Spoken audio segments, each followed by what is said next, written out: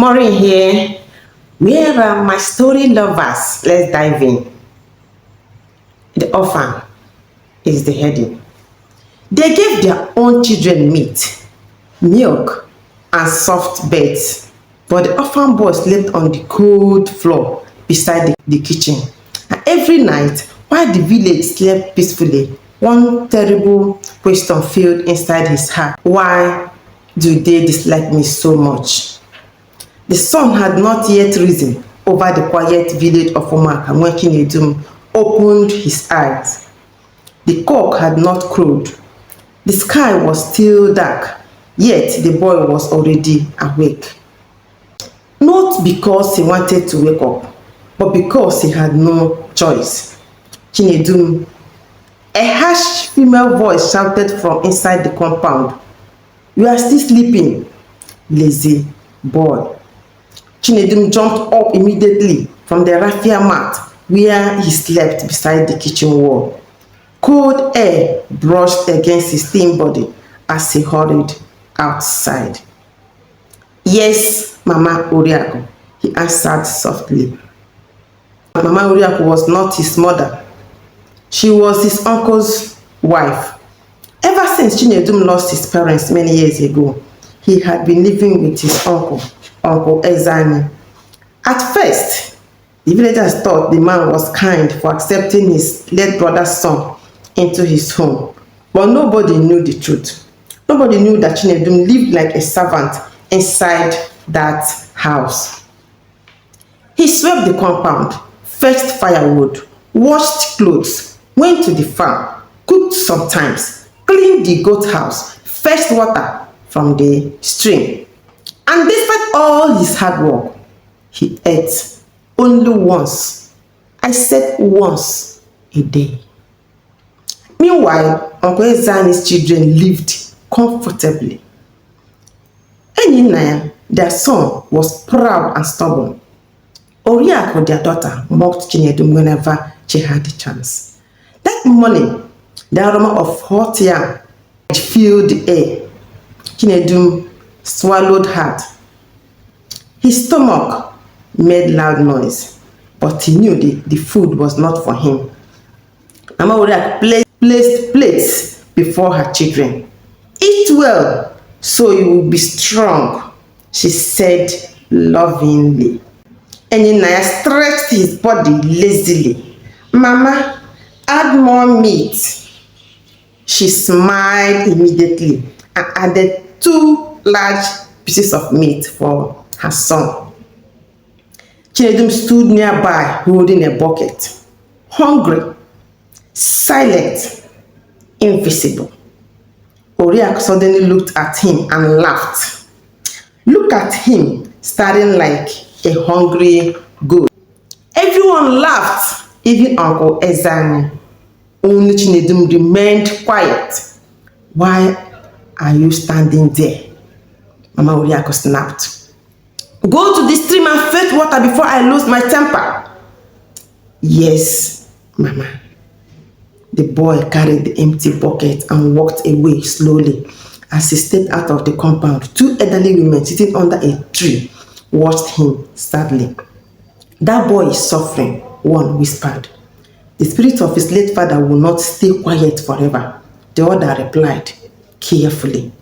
Far away from the village was a forbidden stream. Nobody fetched water there anymore. The elders believed strange things happen around that place after sunset. Children were warned never to go near it at night. Even adults avoided it. But Chinedum did not know why. And soon, the stream would change his life forever. That evening, rain clouds covered the sky. Thunder rumbled in the distance. Chinedum returned from the farm carrying heavy firewood on his head. Mud stained his legs. Sweat covered his body. Yet, before he could rest, "Go and wash the plates," Mama Oriako shouted. He obeyed immediately. When he finished washing, it was already night.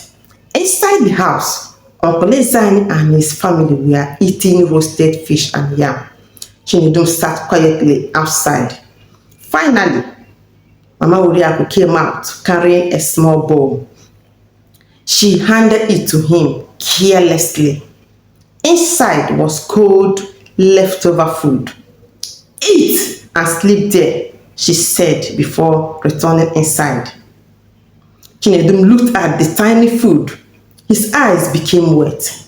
Still, he smiled sadly and whispered, "Thank you," because even suffering had taught him gratitude. Later that night, the compound became silent. Crickets chirped in the darkness. Suddenly, "Chinedum!" The boy woke up immediately. Mama Oriak stood before him holding a lantern. "I want fresh water for tomorrow morning cooking," she said coldly. "Go to the forbidden stream now." Chinedum froze. "Now?" he asked quietly. "Yes, now." "Mama, it is already late. I can go early in the morning." Before he finished speaking, she pushed him hard. "Are you questioning me?" The lantern almost fell from his hand. Fear covered his face. Even Uncle Ezani stepped outside. "Do as she said," he barked. Chinedum looked from one face to another. Nobody cared. Nobody pitied him. Not even the children. Eninaya smirked proudly. Oriaku folded her arms. Finally, Chinedum lowered his head. "Yes, uncle." Mama Oriaku handed him a rusty bucket and an old hurricane lantern. Then she opened the gate. The cold night wind blew heavily. Darkness swallowed the road ahead. And slowly, alone, afraid, hungry, the orphan boy stepped into the night. As Chinedum walked farther from the village, strange sound echoed from the forest. Oh, cries, rustling bushes, moving shadows. The lantern shook in his trembling hands. Suddenly, something moved behind him. Fast. Something moved behind him. I said fast. Chinedum stopped breathing. He turned slowly, but saw nothing. Only darkness. Then another sound came from the trees. Crick, crick, crick, crick, crick, crick, crick.